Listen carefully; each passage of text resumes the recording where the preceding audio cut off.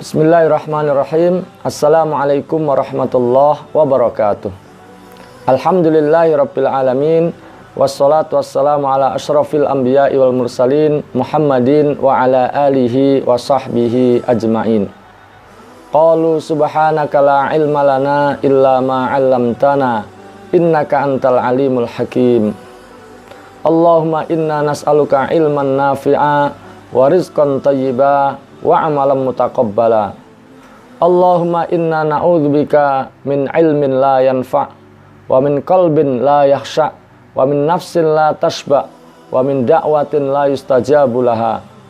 Rabbi shrah li sadri wa yassir li amri wahlul 'uqdatam min lisani yafqahu qawli. Amma ba'd.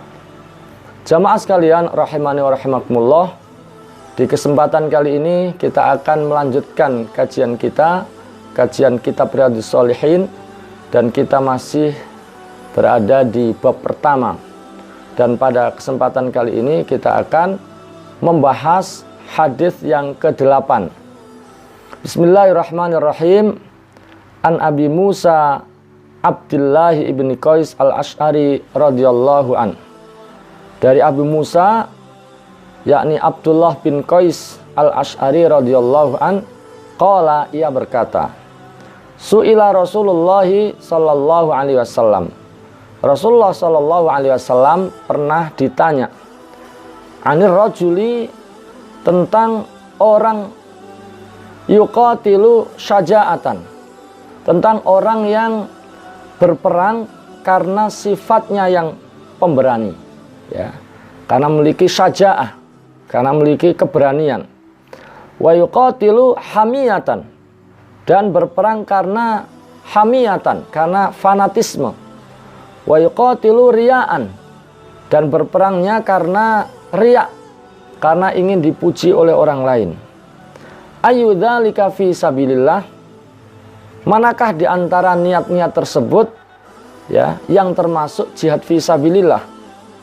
Faqala Rasulullah sallallahu alaihi wasallam, maka Rasulullah sallallahu alaihi wasallam menjawab, mangqatala, siapa yang berperang litakuna kalimatullahi al-ulya, ya, untuk menegakkan kalimat Allah sebagai kalimat yang paling ulya, kalimat yang paling tinggi, fahuwa fi sabilillah, maka dialah fi sabilillah, maka dialah yang berjihad di jalan Allah. Muttafaqun alaih. Hadis diriwayatkan oleh Al-Imam Al-Bukhari wal Imam Muslim. Jamaah sekalian rahimani wa rahimakumullah, siapakah Abu Musa al-Ash'ari? Abu Musa al-Ash'ari namanya adalah Abdullah bin Qais. Abdullah bin Qais. Abu Musa itu adalah kunyahnya, ya, kunyahnya. Sementara Ash'ari itu nisbat kepada Ash'ar, al-Ash'ar, ya, yaitu satu kabilah yang masyhur, yang terkenal di daerah Yaman. Jadi beliau adalah orang Yaman. Beliau datang ke Mekah, ya, sengaja datang ke Mekah untuk menyatakan keislamannya, ya, dan peristiwa itu adalah terjadi sebelum hijrahnya Nabi Muhammad SAW ke Madinah. Ya.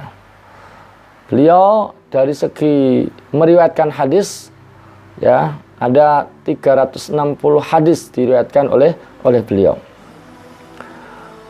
Di antara keutamaan Abu Musa adalah bahwa beliau dikaruniai suara yang merdu, ya, suara yang indah saat membaca Al-Quran. Sehingga Rasulullah SAW pernah mengatakan, laqad utita mizmaron min mazamiri ali Dawud, ya, sungguh engkau telah diberikan seruling di antara seruling-serulingnya keluarga Daud. Para ulama mengartikan bahwa beliau dikaruniai suara yang merdu, suara yang indah ketika membaca Al-Quran. Sehingga pada satu malam sengaja Rasulullah SAW, ya, istima', ya, mendengar bacaan Abu Musa tanpa sepengetahuannya, ya. Dan Nabi mengatakan, lau ra'aitani wa ana astami'u qira'atakal barihah. seandainya engkau tahu ya bahwa tadi malam adalah saya mendengar bacaan Al-Quran. Maka ketika mendengar pernyataan Rasulullah SAW bahwa tadi malam Rasulullah mendengar bacaan Qurannya, maka Abu Musa mengatakan, kalau saya tahu bahwa tadi malam engkau mendengar bacaanku, maka aku akan memperbagus lagi, ya, lebih memperindah lagi bacaanku untukmu. Jamaah sekalian, rahimani wa rahimakumullah. Nah, ini saya ingin menggarisbawahi tentang istima', ya. Jadi membaca Quran itu adalah suatu yang mulia, ya, sangat dianjurkan dan banyak sekali keutamaan. Tapi juga ada kemuliaan yang lain, ada fadilah atau keutamaan yang lain yang ini barangkali sebagian orang jarang melakukan. Apa? Yaitu istima', ya, sengaja mendengar bacaan Al-Quran dari orang lain, ya. Sengaja meluangkan waktu untuk mendengarkan bacaan Al-Quran. Dan ini adalah sesuatu yang mulia. Rasulullah SAW ya melakukannya bukan hanya kepada ya bacaan Abu Musa al-Asy'ari, tapi juga kepada sahabat yang lainnya. Seperti misalnya sahabat Ibnu Mas'ud, ya, radhiyallahu anhu. Jamaah sekalian, rahimani wa rahimakumullah. Ada beberapa fadilah, ada beberapa keutamaan bagi orang yang istima' kepada bacaan Al-Quran, ya. Yang pertama adalah orang itu akan mendapatkan curahan rahmat dari Allah Subhanahu wa taala. Ya. Sebagaimana Allah Subhanahu wa taala berfirman di dalam surah Al-A'raf, ya, wa idza quri'al Qur'anu fastami'u lahu wa ansitu la'allakum turhamun. Ya. Apabila Quran dibaca, maka fastami'u lahu, dengarkanlah, istimaklah terhadapnya. Wa ansitu, dan diamlah. La'allakum turhamun, agar kalian mendapatkan curahan rahmat dari Allah, ya, baik di dunia maupun di akhirat. Jadi dengan mendengar Al-Quran, ya, betul-betul ya secara zahir kita diam dan secara akal pikiran memperhatikan, ya, istimak betul-betul mendengarkan, ya, maka akan mendapatkan rahmat dari Allah Subhanahu wa taala di dunia maupun di akhirat. Kemudian istima' Al-Quran juga bisa menjadi sebab seseorang mendapatkan hidayah dari Allah Subhanahu wa taala. Ini sebagaimana Allah juga pernah firmankan, ya, pernah jelaskan ketika Allah menerangkan tentang hamba-hambanya.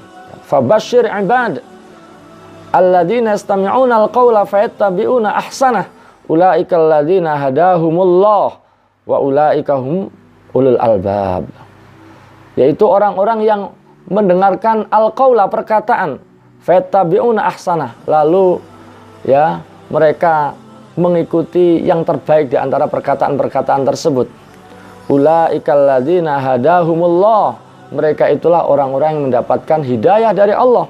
Wa ulaika hum ulul albab, dan mereka itulah ulul albab. Mereka itulah orang-orang yang punya hati, punya akal sehat. Jadi dengan istima' Al-Quran, seseorang akan mendapatkan hidayah dari Allah Subhanahu wa ta'ala. Kemudian di antara fadilah yang lainnya adalah bahwa dengan istima' Al-Quran, maka itu akan menjadi sebab khusyuknya hati, khusyuknya jiwa. Bahkan akan ya mudah seseorang itu menangis, ya, berlinang air mata. Air mata yang tentu akan menghadirkan pahala dan kebaikan. Ini sebagaimana Rasulullah SAW, ya, pernah pada suatu ketika sengaja minta salah seorang sahabatnya, yaitu Ibnu Mas'ud, membacakan Al-Quran kepada beliau. Maka kemudian oleh sahabat Ibnu Mas'ud dibacakan surah An-Nisa, ya, surah An-Nisa dari ayat pertama sampai ayat 41, ya. Ya, sampai ayat fa kaifa idza ji'na min kulli ummatin bisyahid wa ji'na bika 'ala haula'i syahida. Bagaimanakah keadaan orang-orang kafir apabila kami datangkan seorang saksi pada setiap umat, ya, wa ji'na bika 'ala haula'i syahida, dan kami datangkan engkau Muhammad, ya, sebagai saksi atas mereka. Maka sampai pada ayat itu Rasulullah mengatakan pada sahabat Ibnu Mas'ud, cukup. Ya, dan ternyata diperhatikan Rasulullah SAW sudah ya berlinang air mata. Dan memang demikian jamaah sekalian, ya orang yang istima' ya, orang istima' Al-Qur'an akan lebih mudah mentadaburinya, mudah untuk menghayatinya daripada yang membaca ya. Sekali lagi, membaca adalah satu keutamaan yang juga harus selalu dan rutin kita lakukan ya. Bahkan dianjurkan ya secara berkala kita itu menghatamkan Quran, apalagi di bulan Ramadan. Tapi juga ada amalan utama lain yang juga harus kita lakukan, yaitu istima' kepada Al-Quran. Ya tentu tidak harus setiap hari, tapi secara berkala ya kita menyiapkan waktu, meluangkan waktu ya untuk sengaja mendengar bacaan Al-Quran. Maka insya Allah kebaikan-kebaikan yang tadi disebutkan akan kita dapatkan. Jamaah sekalian, ini sekilas menggarisbawahi tentang keutamaan Abu Musa Al-Asy'ari dengan suara merdunya yang kemudian Rasulullah SAW sengaja mendengar ya, mendengar bacaan beliau. Ya, mudah-mudahan kita bisa meneladani ya salah satu di antara hal yang dilakukan oleh Rasul yaitu istima' kepada Al-Quran. Jamaah sekalian rahimakumullah, kembali kepada hadis yang tadi kita baca, apa yang kita bisa simpulkan dari hadis ke-8 tadi? Di antaranya adalah bahwasanya Allah akan melihat amal seorang itu adalah dari niatnya, ya, dari niatnya. Bukan hanya dari lahiriahnya, bukan hanya dari segi zahirnya. Karena kadang kalau dari segi zahirnya, dari segi lahiriahnya, ya, tampilan zahir itu antara satu dengan orang lain kadang-kadang tidak bisa dibedakan. Sama, ya. Sama, ya. Seperti dalam kasus jihad, sama-sama berangkat, sama-sama manggul senjata, sama-sama memang berperang, ya. Ya. Tapi ternyata di antara orang yang berangkat berjihad itu ternyata latar belakang keberangkatannya, latar belakang kesertaannya itu ternyata beda-beda. Kata Rasulullah atau kata yang bertanya tadi itu, ada orang yang ya ikut di dalam berperang itu di latar belakangi karena memiliki sifat berani, karena dia seorang pemberani. Dan keberanian itu kan baru akan terlihat ketika seorang itu bertanding, ketika seorang itu berada di medan laga, di medan perang. Makanya dia ikut untuk menunjukkan keberaniannya, agar terlihat keberaniannya. Jadi ada orang yang berperang itu karena memiliki sifat pemberani tadi, syaja'ah tadi. Pun demikian ada orang yang ikut berperangnya itu hanya karena didorong oleh fanatisme. Fanatisme golongan, kelompok, kabilah, kebangsaan. Ya. Kemudian ada juga orang yang ikut berperang itu ya adalah karena riya, karena ingin dipuji, karena ingin mendapatkan penghargaan, ya, pujian dari orang lain. Maka niat-niat yang seperti itu membuat amal ikut perangnya, ya, ikut jihadnya tadi menjadi tidak bernilai di sisi Allah Subhanahu wa taala. Tidak dianggap oleh Allah Subhanahu wa ta'ala.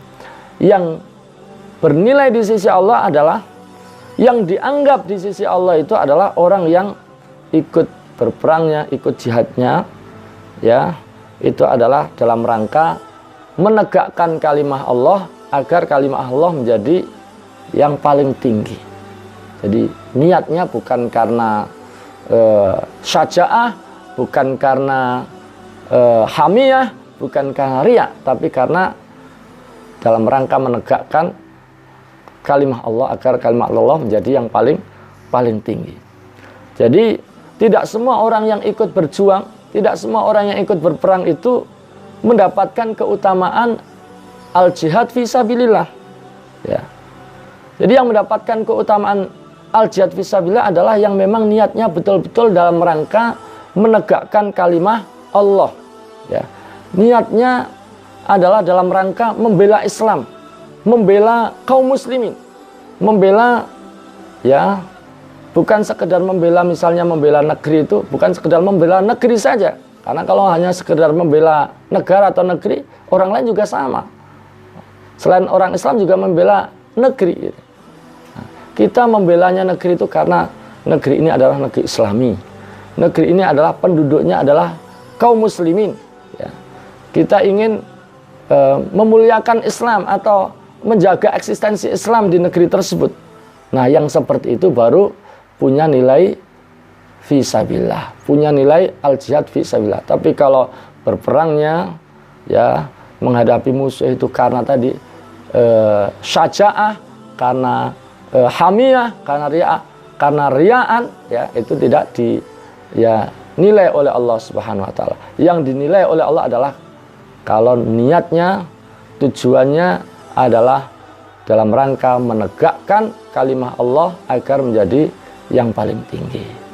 Ya, jamaah sekalian rahimakumullah. Namun demikian ya, di dalam kaitan kita misalnya mendapati ada orang yang meninggal di medan perang, di medan jihad, maka sebagai manusia ya terhadap orang yang kita dapati meninggal di medan perang tersebut, maka kita perlakukan ya layaknya sebagai orang yang mati syahid. Kita memperlakukan orang itu sesuai dengan dohir, sesuai dengan yang terlihat.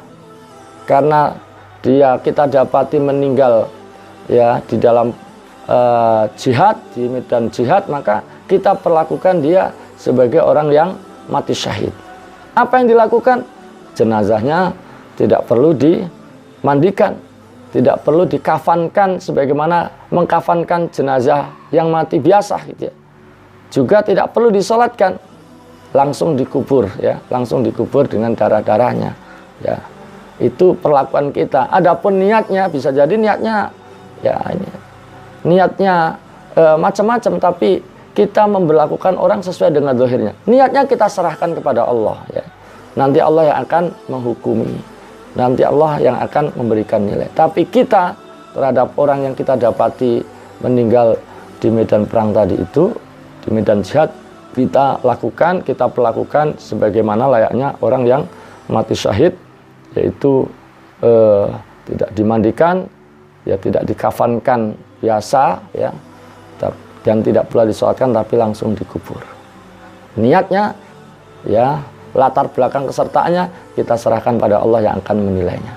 Demikian jamaah sekalian, mudah-mudahan penjelasan ini bermanfaat dan insya Allah kita akan lanjutkan di kesempatan yang lainnya. Assalamualaikum warahmatullahi wabarakatuh.